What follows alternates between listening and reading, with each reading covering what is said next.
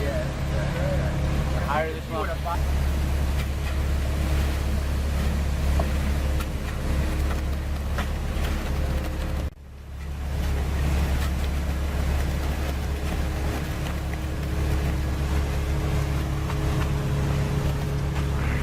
Not mixed up.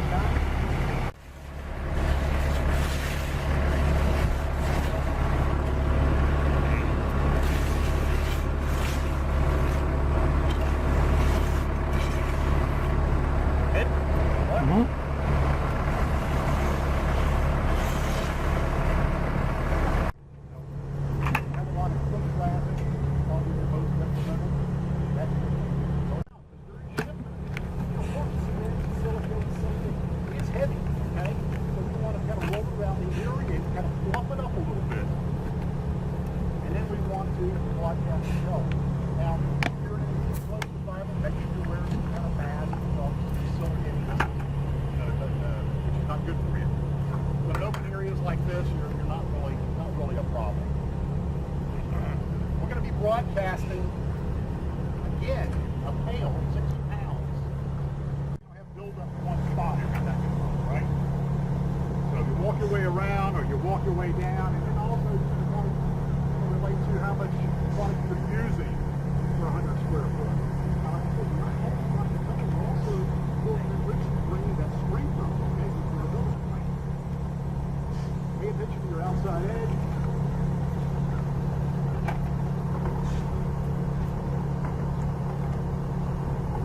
Else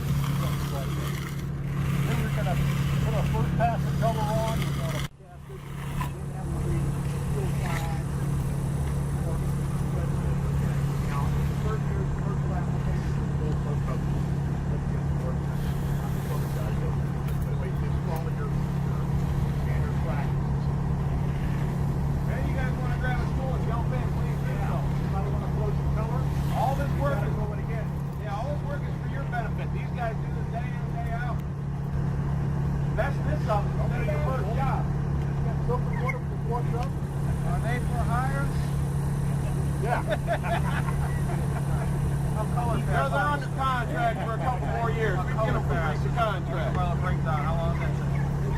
You'll never notice it. Probably not like that. Does it have any sealing? What? Sealer? Well, obviously our sealer is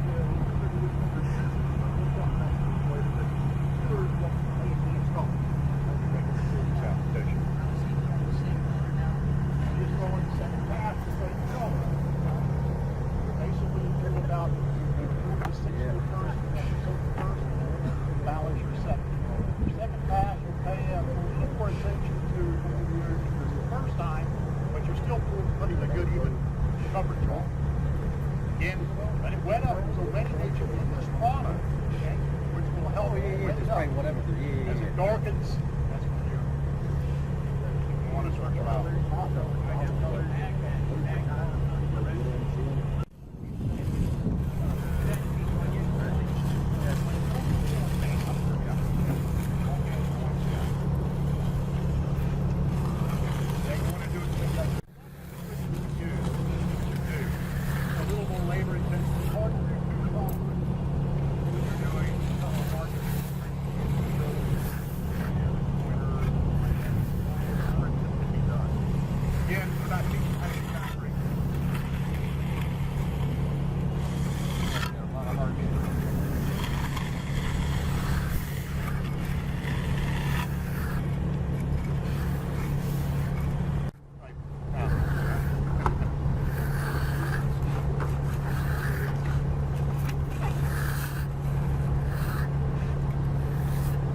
Okay, let's kind of review here. Again, your Color-Hardener. This is your Bible. Any questions so far? Just move along. Go ahead. So you put like two throwing applications of Yes. Span a double wide driveway easily, and a tool to start the next row. Our tools are thicker than most tools in the industry. Most tools in the industry are about as thick as I was going to say we can't. that far back. So how to achieve like a total driveway very easily? Okay, yeah, like I said, we try to design our tool sets for your success. You know, over the years, there's been companies that have sold pizza boxes with one tool. And the guys go out and they try to do an entire job with one tool. You can't do that. The more tools you got, the easier the job is. It's like a mechanic. You know, you don't do an engine overhaul with a crescent wrench, right? You've got to have stamping tools. You've got to end up to span the entire width of whatever you're stamping. So again, our sets are designed at 22 to 24 lineal foot. And because you're walking on these tools, this is a bridge across what you're pouring and what you're coloring.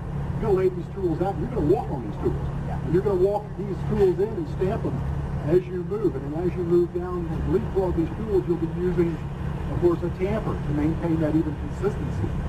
But these tools, again, some tools are square, some tools are rectangular shaped. So they're all designed, though, to span approximately 22 to 24 lineal foot. And that's a set. That's a full set. And that's for your success, okay? Get you across the area and want to start the next road that you can walk them in, okay? All of our tools are elastomeric tools made from rubber, okay, which have a memory. Secondly is they're guaranteed for life. One falls off the truck, rolls, slides down the highway. No questions asked when we replace them. They're not going to tear one of these tools in. The competition tool is a floppy or a liner. Anyway, the competition tools are about half the thickness, okay? Which you've got to wait to the last minute.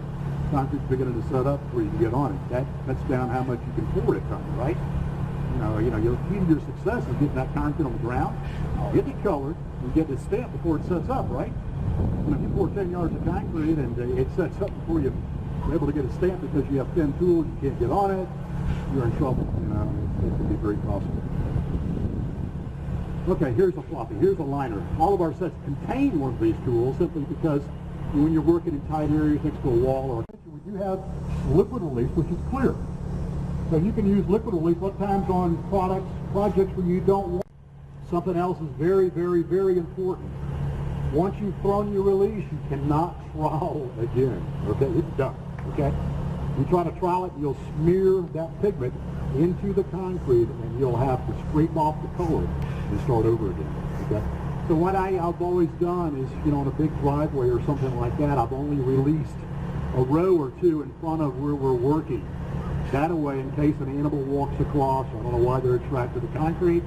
Mailman, I've had a mailman walk across and turn around and walk back the other. A couple of rows in front of where you're working. Make sure you don't trowel again, okay?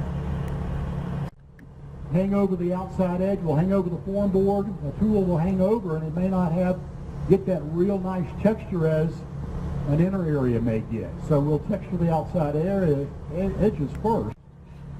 The edges. Right. Get that texture in your edge first.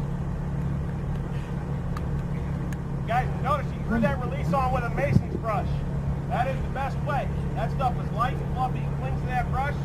And notice the angle he threw it out there, real low. These mats, these texture skin and stuff have fine details on them.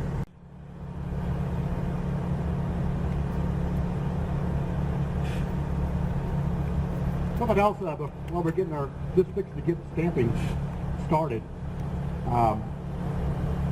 it's one guy to run the tools, the other guy is to hand the tools to that gentleman, okay? The reason being is if you have a guy that weighs 300 pounds on their stamping, and you have a guy that weighs 100 pounds on their stamping, what's going to happen?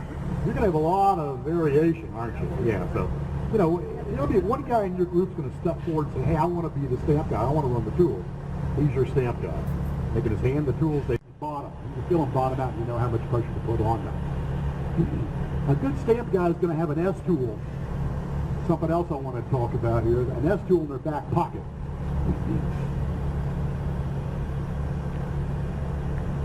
You know, you're out in the middle of the slab, box, and try to do your dressing at that time, okay?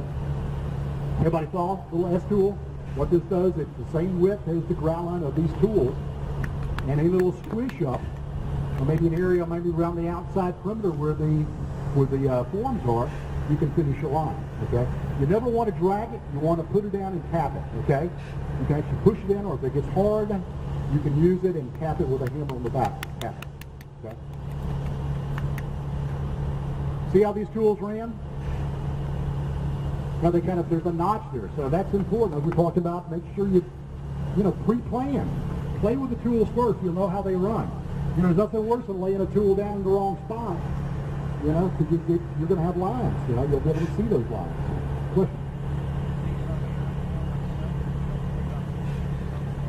No, you don't really need to put the lease on the forms. It's going to get on there in your first stamp. Now, the only time you put the lease on the forms is if you're doing a liquid release.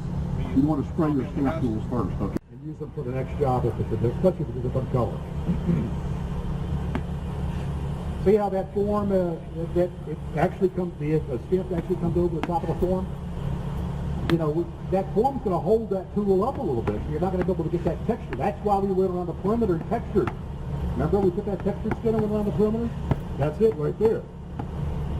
But we can also use our floppy, our textured skin and or our floppy around those areas because they're more pliable. Our floppy, which would be our liner, our thin tool, right?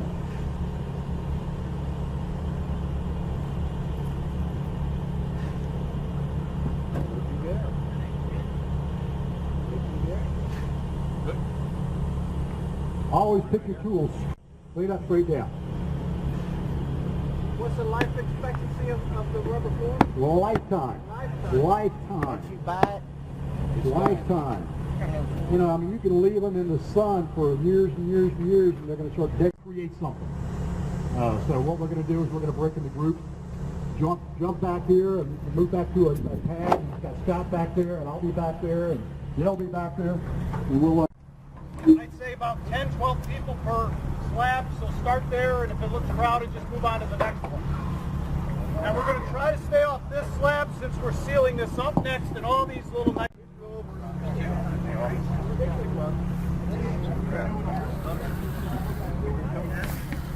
Turns dark. Once it turns dark, that's when we want to float it in. So just get you some powder, and what you want to do, hit the edges first, because like we said, that's the part that dries out first.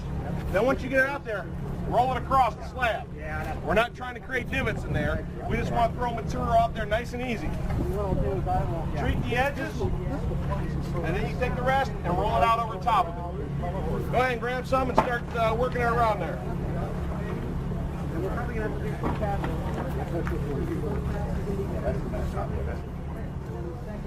Treat the edges and then just take the rest and roll it right over the top.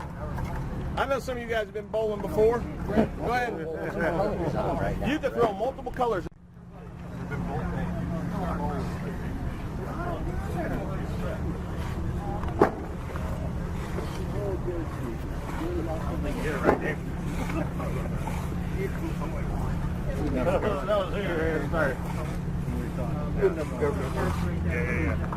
What color y'all making that?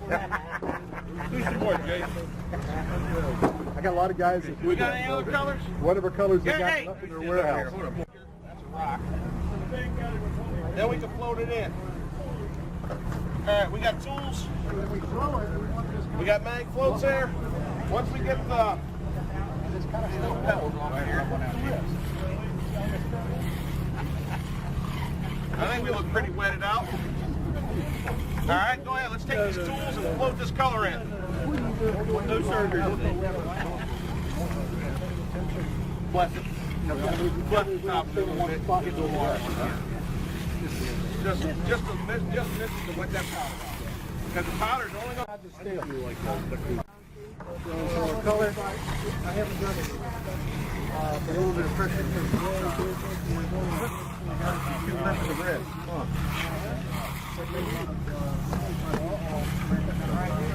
This color has silver in it. Yeah, I scratched some of it to get the corners better.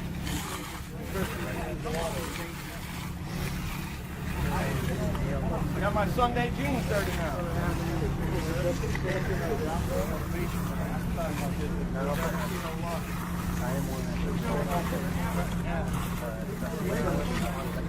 What we're going to do is make it nice and smooth. You're not applying much pressure at all, right? No, no pressure at all. I don't need to apply pressure. You guys apply pressure with the float to work that in. Yeah. All I'm doing is taking grease out. Okay. When you apply the pressure, you're raising the screed forward. That's right. Yeah. Yeah, I don't know what that is. Something's in there. Oh, that's our spider. Huh. We got a permanent resident there.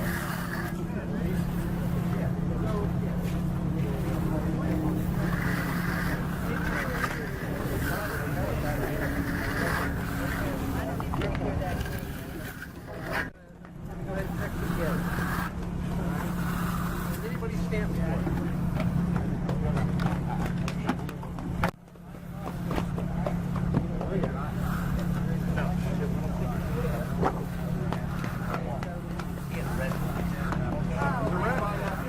Dark brown.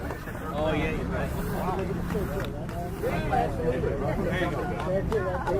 All our releases come in bags, keep everything nice and fresh, like your Chips Ahoy cookies. And the releases all early. Yeah. The color, standard color chart that covers the hardeners covers all the releases. There you go, nice and low. That's perfect right there. All you want is a super thin coat on there. What do you call that broom? That's a mason's brush. Mason's broom. Yeah, mason's brush. Yeah. You can't use that for the hardener. No, the hardener's too thick and clumpy. You throw that out by hand. There's too much weight to it. This stuff, guys, if you can't tell by the way it's throwing, this is like baby powder. Just don't put this on the baby.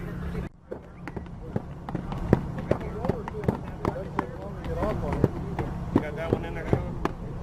All right, what you can do is just pick that up and put it right in that gap. So you've got another spider. He's about to become a permanent resident.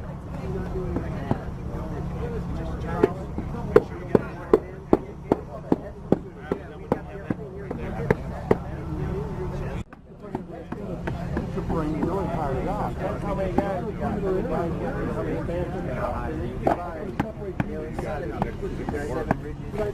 Right there.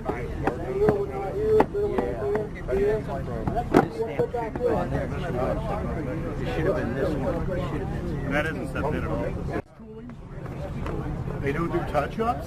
They don't do any of this stuff. He's got a lot of them don't do it. So how do you get, if you're not tall enough, how do you get the ones that Well, you know, like I said earlier, if you're out on a big slab, a good guy a good stamp guy's going to have one in his back pocket. Gotcha. Okay. And he's going to do it like that. Yeah. So really, you can reach pretty far, you know. You can actually, you know,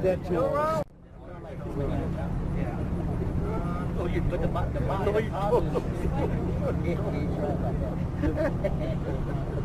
Rather not hold your hand.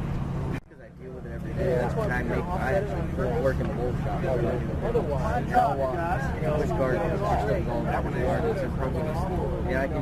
I can see too. You get a little powder on there. It doesn't look good to me anymore. It looks all right. Then when you wash it off, I don't have a roller. You have a roller. I have a roller.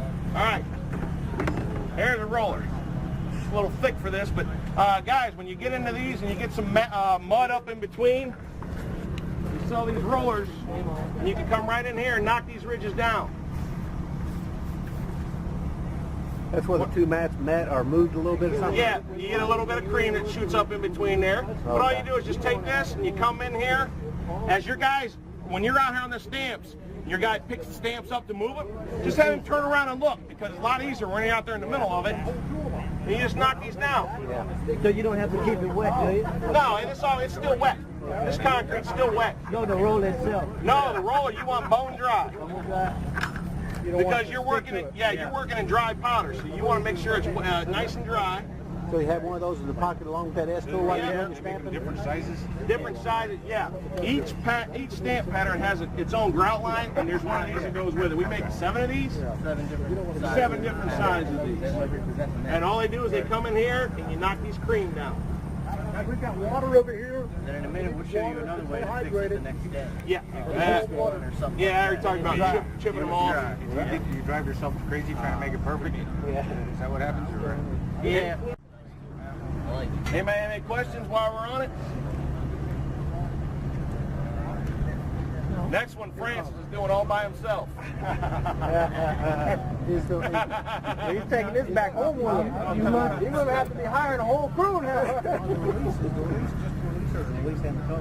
Him and I go with you. Well, every release is colored, because what we're going to do is we're going to wash this off tomorrow, but it's probably going to leave maybe 10% of it behind, and that's going to give us. The guy who's picking up the stand looks at it and hits it real quick.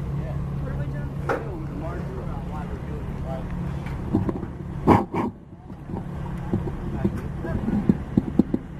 Again, we're not teaching how to do concrete, but some of the fundamentals I think that we might need to touch on, because this is a valued investment here. You know, it's a work of art, so to speak. So you want to protect that if you don't do it, it's going to look like hell. It's falling, and then you obviously can't send anyone back to that job and say, well, and show them what a great job you did, because there's cracks everywhere. And they're not. We're going to wet the surface down. Always wet it down first. Put your uric acid in a pump-up bug sprayer. You know, it's I don't know how many times I've had guys trip over buckets and you know, kind of take too much release off, okay? Yeah. So, you know, put in a pump-up bug sprayer, then you're preventing the acid. Plastic sprayers, metal sprayers, metal, not a good combination. Yeah. Acid resistant, just a cheap one.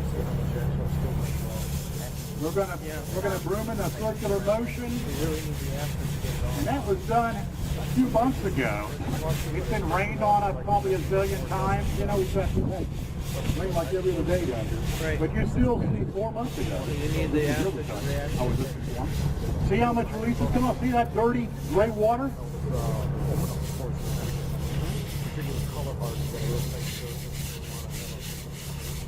Well, that's beautiful, isn't it? Just stand up your uric acid? So you really don't uric acid color? The uric acid is that pump-up bug sprayer. 10-to-1 solution. And that's cutting that release. It's taking that release residue off the surface and lightly opening the porosity of that concrete. Why? That's going to allow our sealers to penetrate better too. Lots longer lasting. Has been washed except for Mother Nature raining on it. Right.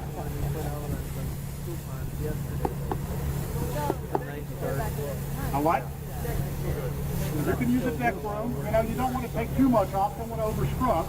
But then again, you're not probably going to, since it is a 10-to-1 solution. It's not real strong. You know, but you know, you can always do it twice. Don't make your acid real strong and trying to do some shortcuts. You know. Okay.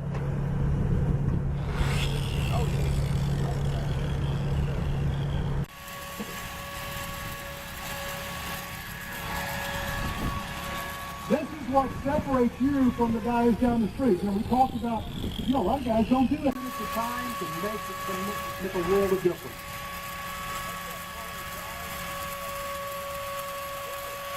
The Color-Hardener, it's pretty much on the surface, but I mean, probably a 30 seconds, you know, or more. It's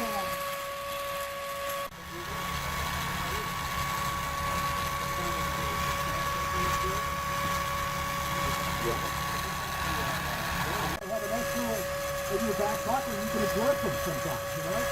Then the real world, you don't have time, you can always go back and grind. Some people prefer grinding. Some people grind. Some people like to do those tools, you know?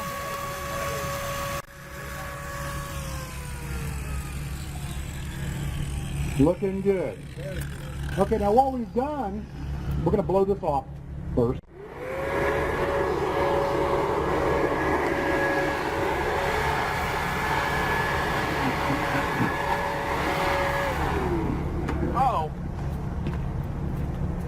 Now what we've done, we ground through that release.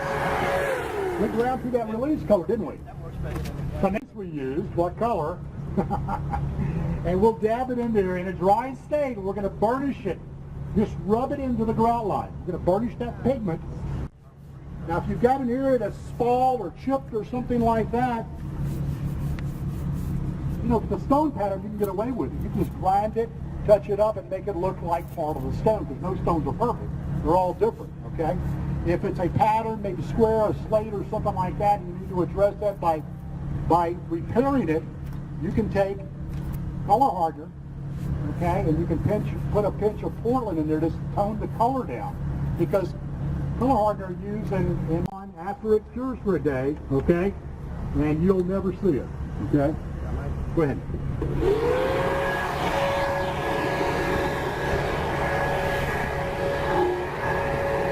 Again, every color is different.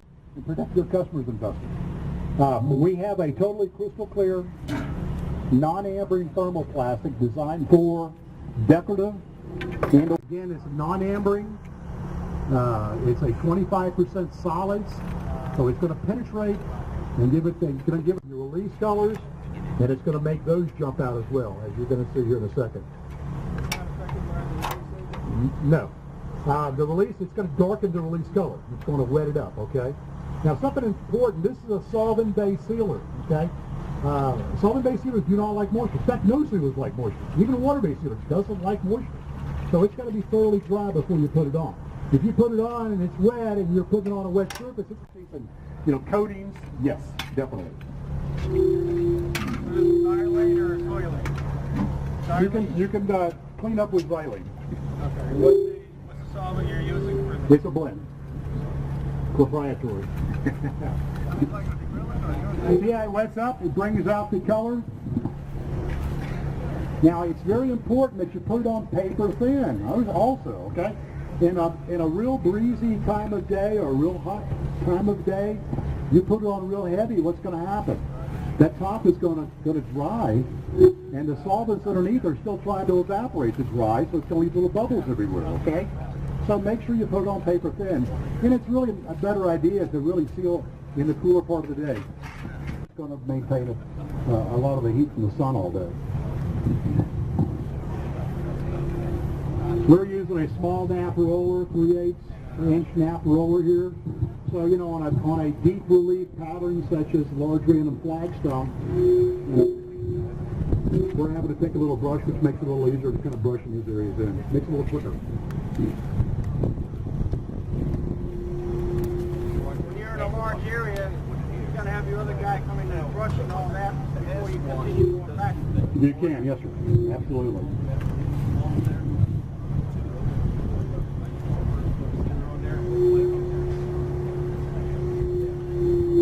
Now there's all kinds. There's multiple types of sealers. There's curing seals. There's water-based sealers. There's high solid clear sealers. There's silenes. There's all kinds of different ones. Obviously, you really want to use a true clear seal for your decorative surface. Okay, you want to use something that's going to protect your investment. Imagínate tener que ir como aquel ahí antes de este del que va rolando para ir haciendo. This is the same sealer, by the way, that we use for almost all of our applications. This is great for the stain-free application, or texture-free, our acid stains, all of our other stains, our semi-transparent stains, our dyes, etc. How long will they last in the UV rays? They're going to last for years. Okay, now, there's something, a lot of people like it kind of a natural look. I haven't resealed my patio, and I say this, but in 14 years. I like the natural look myself, But it's still got a real nice sheen to it. It's gorgeous. It really is. Some people like the high gloss. I mean, you can actually, and there's a lot of my customers that do, they have a maintenance contract tied into with their contract. They'll go back every year for X amount of money, and they reseal it. Or they'll send out little flyers. They got a guy in a pickup truck that's set up to do nothing but reseal. Great revenue source. Send out little to your past customers, time to reseal. Some people like it brand new looking every year. And there you go. How do you prep, like if you're going out to a job to reseal, what do you have to do? Well, if you're going to reseal, good question. Question about resealing. What's nice about this, it re-wets. You roll a coat on, it re-emulsifies the old and makes it brand new again. All you simply want to do is go out to the job, clean the job with our grease away product, okay? We'll remove any grease, especially if the driveway or patio where they barbecue. Degrease it, rinse it thoroughly, let it dry thoroughly, and then roll another coat of sealer on. That's all you got to do. Dale, you wanted to add something? But, close to a satin. But it's not going to have that real high gloss look, okay? The next thing is we've got a product called Sure Grip. And Sure Grip, anytime you're working in an area where there's water present, any pool deck you do, first of all, I don't recommend 2 coats of sealer on a pool deck. I recommend 1. And in that coat, I recommend using Sure Grip, okay? Now, we failed to mention something else. There's another trick. If you're doing pool decks, we showed how to throw the Color-Hardener, broadcast, bull float it, and then steel trowel the second time. Now, you can either just do 2 bull floats on a pool deck, or you can come back and seed it. Now, after you've got it colored, you've got it bull floated, you've got it steel trowel, take some Color-Hardener and throw it up in the air, okay? Let it seed into your deck area. That'll give you a little bit of more of a non-skid.